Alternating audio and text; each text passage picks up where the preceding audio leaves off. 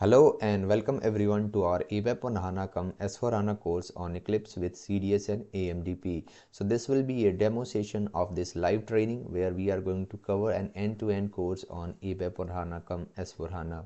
So first of all, thank you very much for joining this demo session. And in this demo session, we will see some basic and practical implementation topics of ABAP on HANA so that you can understand how am I going to teach in this particular course.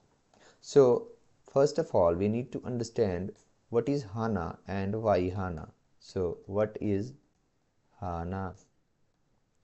Very important concept because HANA is not only a database, it consists of lots of features. So what is HANA? HANA stands for High Performance Analytical Appliance. High Performance Analytical Appliance. What is HANA? HANA is an SAP's in-memory database. SAP's in-memory database. What do I mean by in-memory? In-memory simply means an in-memory database or you can call it IMDB, in-memory database, is a database that stores the data into the computer's main memory. What do I mean by main memory here? Which is RAM, random access memory, instead of the hard disk, which we usually see in case of our traditional databases. So what is HANA? HANA is an SAP's in-memory database which stores the data into the computer's main memory instead of hard disk. That's why it is so important. So if we talk about HANA is the fastest database. If we talk about the real-time data processing, that's why HANA is so popular and that's why it is highly in demand, right? So whenever we talk about ABAP on HANA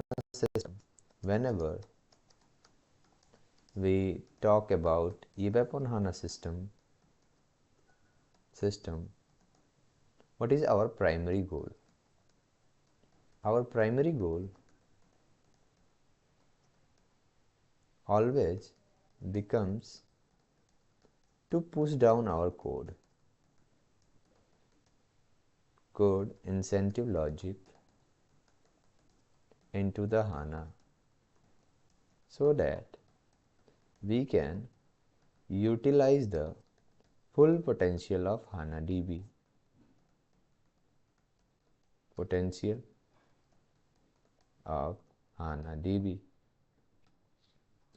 So whenever we talk about the HANA system, our primary goal always becomes to push down our code incentive logic into the HANA so that we can directly utilize the full potential of HANA DB. What do I mean by that? So if you talk about earlier, before the S4 HANA system, what we used to do is we used to bring the data from the database layer to the application layer,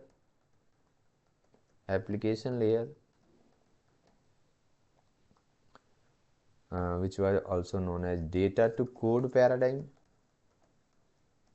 We were bringing the data from application database layer to the application layer, and there we used to store it into the internal tables, and then we used to perform our operations. But so this was a very costly operation.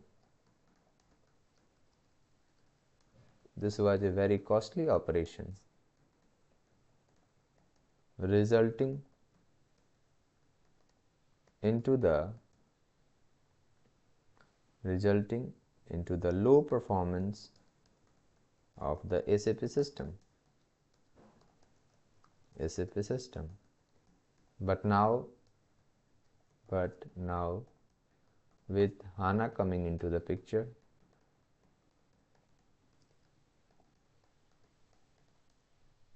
our goal has completely changed.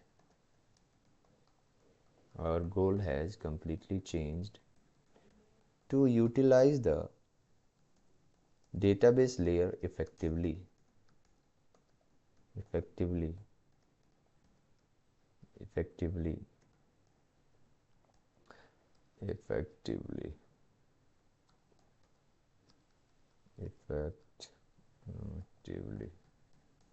So here what we will be doing, basically we will be simply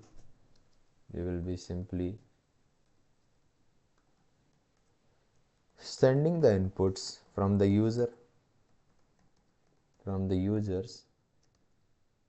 to the DB layer itself, and we will be executing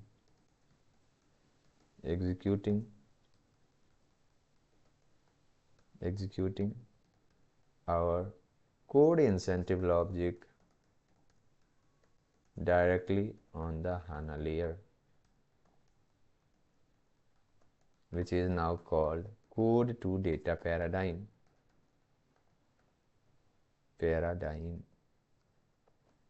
So with HANA coming into the picture, lots of things have changed. Our goal is completely changed. Now our main focus is to go for code to data paradigm. We are sending our code directly to the data instead of sending data to code.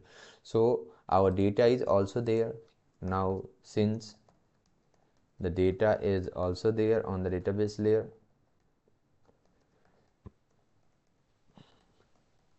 so by default the system performance will be high. By default the system performance will be high, right? So for this code to data paradigm, but before that let's see what is we are going to cover in this course. So in this course we will start with our HANA basics in detail, and we will go for end to end. So for this HANA basics we are going to cover lots of things like its in-memory computing engine, hardware and software innovation, row versus column store, then evolution of HANA with SAP solution. We will also break down of our SAP HANA database architecture. Then we will describe our index server, and also we will see how the system design works. Session 2, in the session 2 we are going to simply cover our server access and ADT, which things we are going to cover. Then we will also move on, which will be my session 3. In the session 3 will completely focus on the new ABAP syntax, basically 7.4 and 7.5 syntaxes. We are going to use our traditional old syntaxes have completely obsolete, so we will now completely focus on our new syntaxes. Then the next one will be the database. So there we will see our HANA box, and we will see how we are going to implement each and everything there easily, right? This is what we are going to share. Then we will continue and we will see some performance guideline there also. We are simply going to focus on some performance guidelines. We will see a OIA scenario, basically open item analysis. I will take a standard requirement based on OIA, and using that we are going to cover lots of things. Our data modeling, types of views like attribute, analytical. We will see why these two views have been obsolete and which one is simply being used. Then we'll perform some operation on our calculation view, followed by execution of our data models. Then we will see some important concepts like ADBC, and we will move on to our data modeling part, where we will start core data services. We will see their CDS views and CDS entities. Then after that we will move on to our SQL script, which is the main programming language written in between our AMDP methods. So there we are going to cover that. We will also learn how to do the SQL script programming directly on the HANA layer. Okay, followed by, once it will be done, we will cover up our AMDPs, and also we will see some more features of our CDS views, because CDS are the most important things, and CDS is the language which is the future, and the demand, its demand is very high in the current market, right? Then we will move on and we will build some of the wonderful application of your app by using our CDS, and we will move on to our embedded analytics. Then we will connect our AMDP and CDS together via CDS table functions, and we will simply go to these things and we will build an end-to-end application using that. At last, we will cover our ALB IDA, which is a new way of ALB. So this is going to be your entire course content. I have written everything by my own hand. I will share all these documents in detail with you and hope you are going to simply enjoy that. Let me just show you. So I have simply written lots of documents and I'm going to simply share with you an end-to-end documents in detail. Now, so we were discussing about HANA. Now, for this code to data paradigm, there are two important concepts which are highly popular. So, based on code to data paradigm, two concepts are highly popular. Let me just show it to you. Based on, so one is CDS and another is AMDP. Very important things.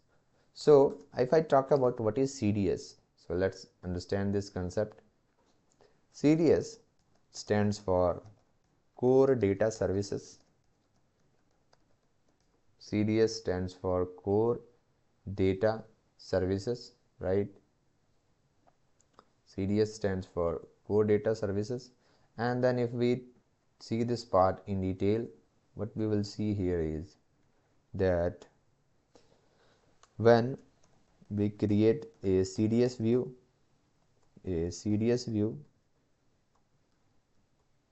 then a corresponding DDIC view or DDIC view usually generates, which we can simply see from our SE11 transaction code directly. Transaction code. So to resolve this problem,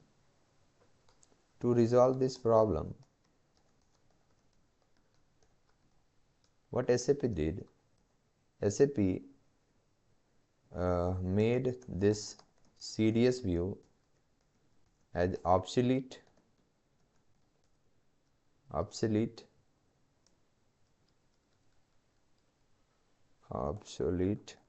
and they came with a brand new concept,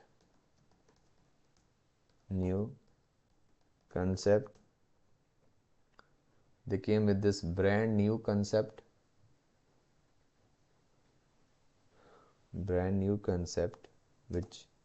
which is now we call the CDS entities. Very important concept. So what are CDS entities? So CDS entities are nothing but CDS entities are the advanced version of the CDS views. Okay, and when we will activate the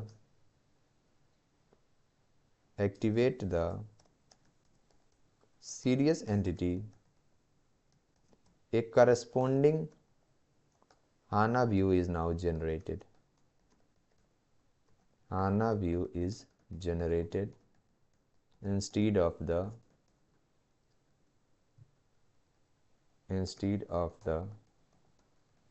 DDIC view. So here a HANA view is generated with the same name of the CDS entity. Same stuff we see with the same name of this CDS entity which is generated. So let's see, let's create one CDS for us. I'll simply go to my SAP system.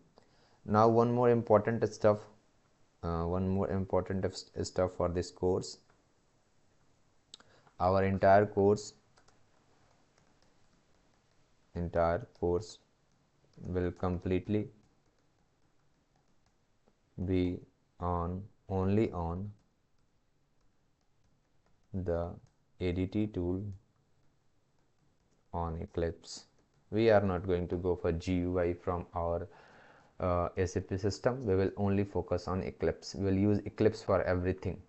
As a developer, so our focus will be completely on Eclipse. Let me just show you. I'm opening Eclipse, and using this Eclipse I will create my new CDS. So I'll go for new data definition, so other ABAP object repository. I'll scroll it down. So I will scroll it down here. Core data services. I'll go for this data definition. Z first CDS entity, CDS. I'll go for next. I'll select my transport request and I'll go for next. Then here I'll select my entity and I'll go for finish. This is going to be my CDS view, and you can by default see there is no DDIC view, which has been obsolete already, right? We can see there is no DDIC view here. They all have been obsolete, and what SAP has done, they have simply removed this concept, so there is no need of all these things from now on, right? There is no need of all these things. So we will see our CDS view and we are going to simply implement it. So what I will do is I will create here my entity, and let's apply some joins here. So this is my CDS entity, and I will go for parameters. So with parameters, and for example I'm going to take one table. So let me just show you the tables again. So I'm going to take the VBAK table, sales header. So VBAK table. For this VBAK, we have got the primary key VBELN. So I'm going to use this one. So parameters P Veblen is equal to its data element. So VBELN underscore VA. Then I will go for add select from, and here I will go for my VBAK table. So VBAK table. Then I will perform inner join on VBAP, inner join from VBAP, which is the item table, on VBAK dot Veblen is equal to VBAP dot Veblen. Perfect. Then I'm going to simply select a few columns here. So I'll mark one primary key VBAK dot Veblen. Then I will go for other one. So VBAK dot ERDAT. Few columns I'm simply selecting ERZDT, VBAK ERNUM, VBAK VBTYP, and I will select few fields from my VBAP also. So VBAP dot Posner and VBAP dot Matner. Okay. After that, we need to pass our where condition. So where my VBAK dot VBELN is equal to dollar parameters dot Veblen P Veblen. Okay.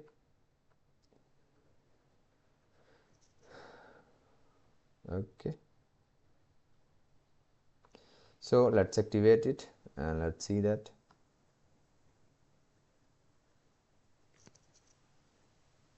Yeah, activation finished. I will go for run as, and I will go for ABAP application. I will pass inputs here. 3689. Okay, let's check. Is it returning in data or not?